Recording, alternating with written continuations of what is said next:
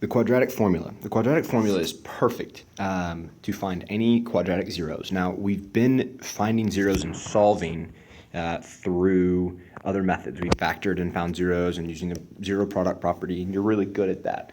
But the quadratic formula is a foolproof way, and it builds off of the axis of symmetry, and it finds the zeros and how far they are apart from it. So I'm going to say it to you, and I'm going to tell you what it is, and it's just a formula. You just plug things in it.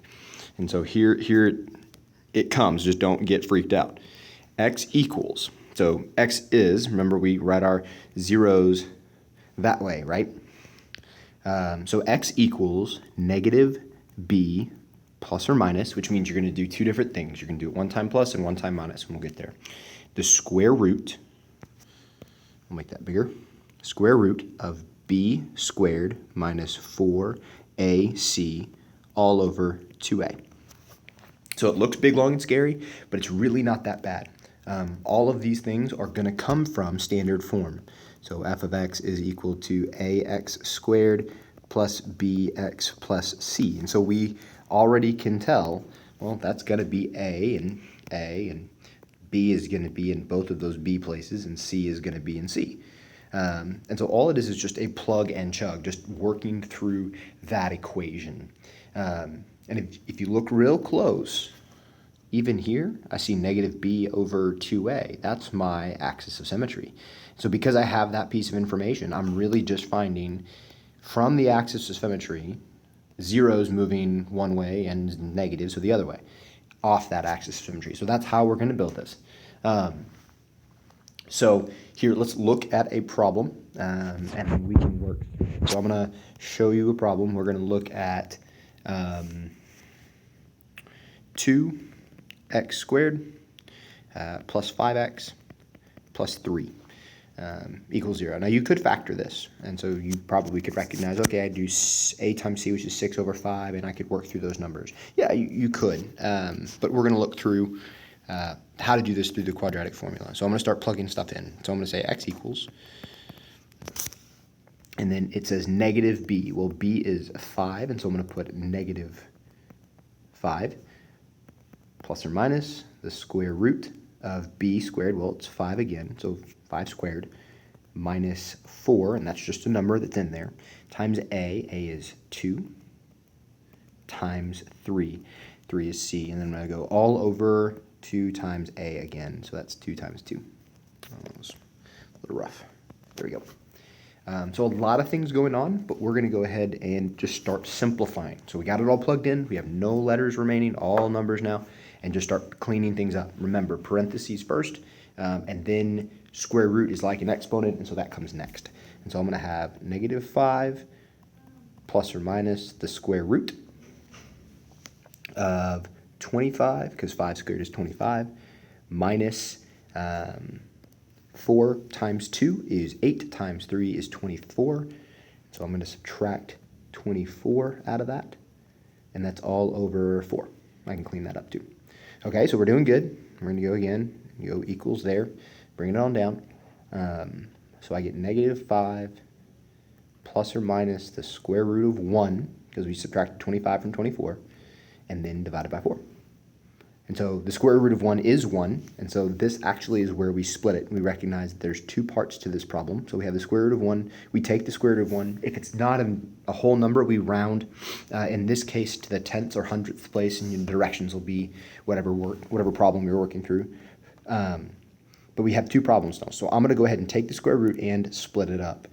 And so I'm going to go this way, and I'm going to get negative 5 plus 1 divided by 4, and I'm going to get negative 5 minus 1 divided by 4. And again, all I'm doing there is that plus and minus piece. And so I'm going to say negative 5 plus 1 is negative 4, and so I get negative 1, and then negative 5 minus 1 is negative 6, divided by 4 is going to be negative 3/2, or negative 1.5. And so there would be my zeros for my blue problem, and I'll write it in blue.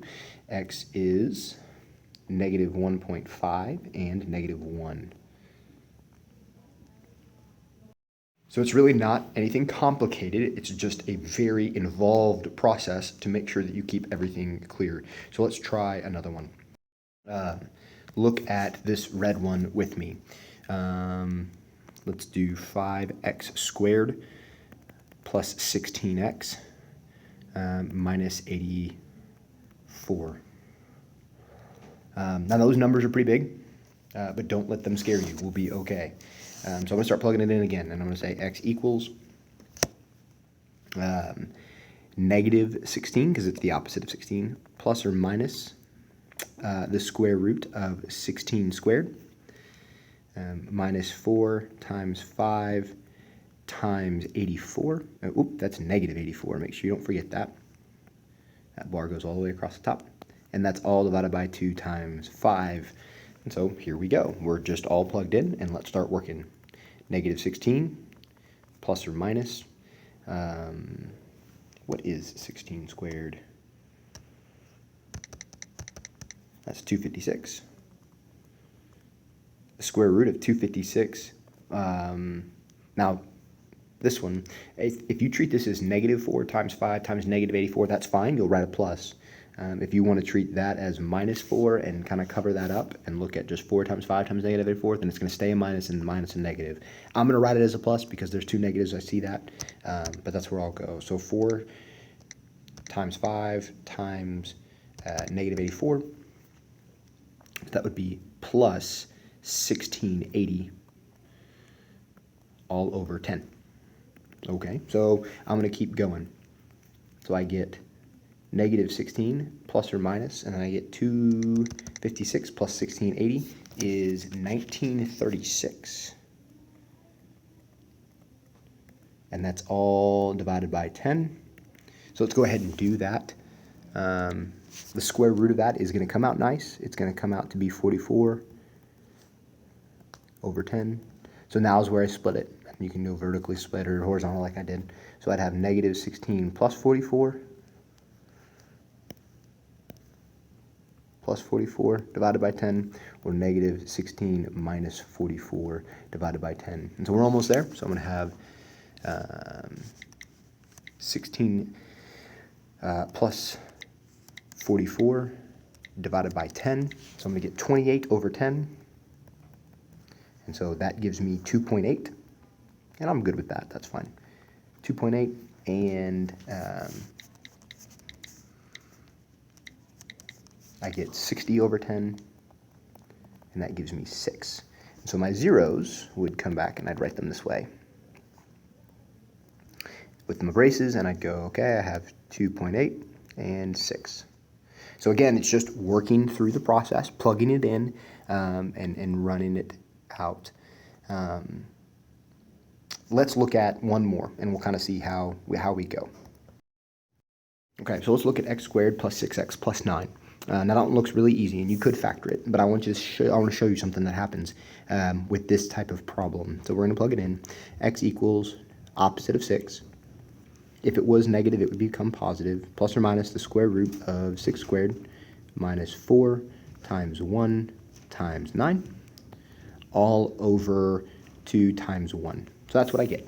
And then again, I plugged it all in, and now I'm just going to start working. Negative 6 plus or minus the square root of 36 minus 4 times 1 is 4 times 9 is 36 again. That's kind of weird. Over 2.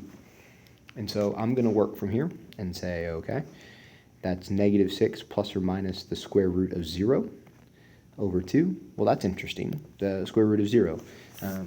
That's 0, and so it's not going to matter if I add or subtract here. So negative 6 plus 0 divided by 2, or negative 6 minus 0 divided by 2, they're still going to come out to be the same. They're still going to come out to be negative 3. Both of them will now come back to there. So if I split it early, and then they'll both end up back at negative 3. This happens unique. This happens when that number under the square root is 0.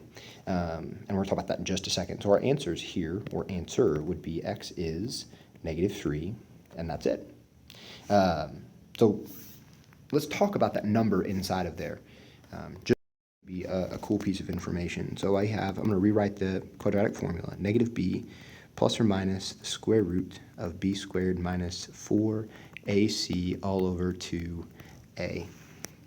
Okay, now I'm going to come back in and change the color of this real quick. I'm going to make it something different that we haven't used yet. B squared minus 4AC. Now, that set of numbers, B squared minus 4AC, is called the discriminant.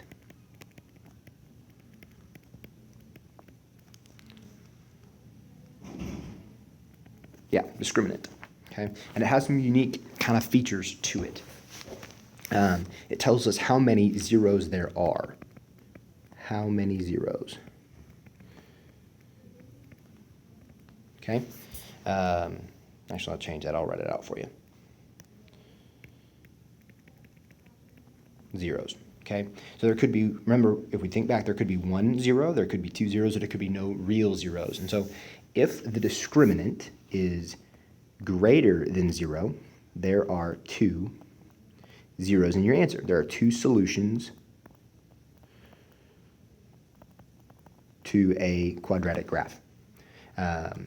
If the discriminant was equal to 0, like it was in just that last problem, there would only be 1 0, and it would create a bounce. 1 0 or solution. And we call those bounces, remember?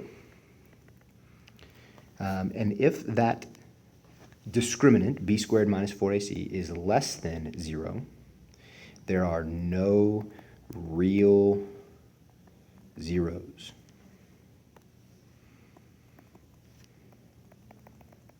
And that's where we'll leave it at that point. There's no real zeros.